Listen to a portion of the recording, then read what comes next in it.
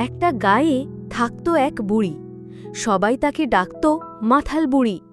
সে সবসময় পুঁই শাক আর দুধ খেয়ে থাকত। একদিন গ্রামের ৩ জন বোকা ছেলে এলো তার কাছে। বুড়িমা, তুমি তো অনেক জ্ঞানী, আমাদের একটা চাকরি দাও। বুড়ি ঘাড় নাড়িয়ে হেসে উঠল। চাকরি পাবে, তবে ৩টে শর্ত আছে। ৩টা শর্ত? হ্যাঁ, দিব্যি মজা। আচ্ছা আচ্ছা, বলো তো শর্তগুলো কি? প্রথম শর্ত, মিথ্যে বললে মুখে কাক ডাকবে। দ্বিতীয় শর্ত, অলস হলে ঘাড়ে ঝুলে যাবে মিষ্টি লাউ। তৃতীয় শর্ত, লোভ করলে তোমার পেছনে ল্যাজ গজাবে। ৩ জন ছেলে হেসে রাজি হয়ে গেল। কিন্তু পরদিন, আমি একটু দুধ চুরি করি, কেউ জানবে না। কাক ডাকছে কাঁ কাঁ কাঁ।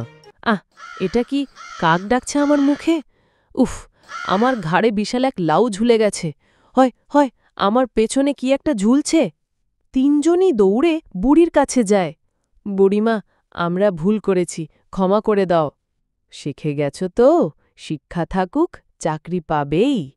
এভাবেই মাথাল বুড়ি ৩টি শর্ত বদলে দিল ৩ জনের জীবন। মিথ্যে, অলসতা আর লোভ, এই ৩ থেকে দূরে থাকো, তবেই আসবে সাফল্য।